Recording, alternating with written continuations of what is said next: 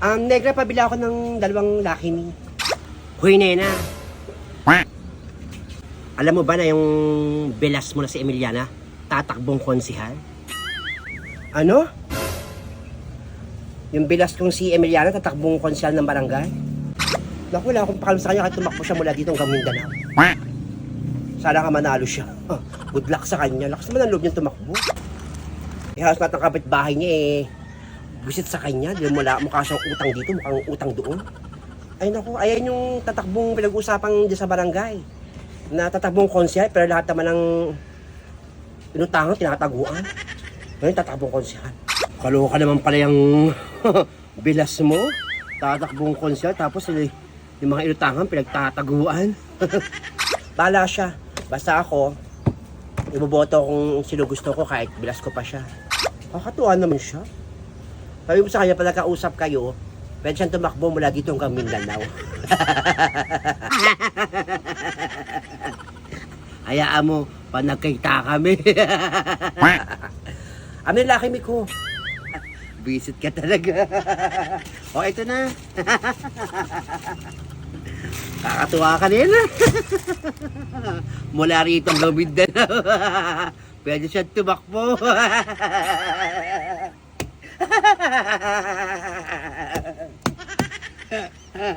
A few moments later. Hoy, Wanda! O, Negra, bakit? Halika nga, may sabihin ako sa isang dali. Hindi ka ba tatakbong kapitan ngayon? Ay naku, hindi na ako tatakbong kapitan. Medyo na dala ako nung nakaraan. Diba hindi nga talaga ako nanalo noon. Ang dami ko rin gastos, kaya medyo kumalma muna ako ngayong mag-e-eleksyon. Hindi na ako nagparehistro. Naku, sayang naman kung hindi ka tatakbo. Malay mo, ito yung pagkakataon mo na manalo ka. Kasi dati, di ba, hindi ka naman masyado pang kilala, kaya natalo ka. Naku, ayoko na muna. Ikaw meron ka nga kayang tumakbo kasi kaya mong ibigay mga kahit pa pangangailangan ng mga tao. Meron nga dyan, tatakbong konsehal pala yung utang Nagtataguan yung yung bilas ni Nena.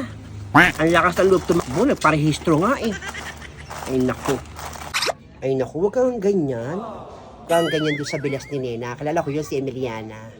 Naku, lahat naman tayo may karapatang tumakbo kahit sino ka pa, kahit ano ka pa, kahit marami ka pang utang. Huwag kang ganyan, Negra. Naku, support na lang natin yung bilas ba yun ni Nena. Oo. Support na lang. Huwag na tayo magsiraan. Hayaan natin silang tumakbo. Lahat naman tayo may karapatan tumakbo. Kung may utang sila ngayon, sila naman magbabayad doon, di naman tayo. Support na lang. Huwag na tayo magsiraan. Huwag nang magbangayan. Peace na lang, diba? So, tanda na natin para sa mga ganyan. Kaya kung napaka-dismosa mo talaga, Negra. Naku, sa bagay, mayroon ka namang point talaga. Kahit naman sino, pwede naman talagang tumakbo. Pero ikaw, qualified ka para sa akin. Ako, pag tumakbo ka, ikaw number 1 kapitan ko talaga. Wanda, talunin mo yung kapitan natin na si kapitan.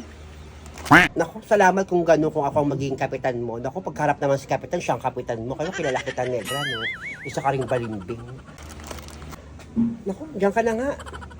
Diyan ka na nga, Negra. At ako'y pupunta pa ako ng Mall of Asia. Bibili pa ako ng pagkain ng aking goldfish. Alam mo naman, mga goldfish ko talagang galing pa California and New York and, Brazil yung mga isda ko.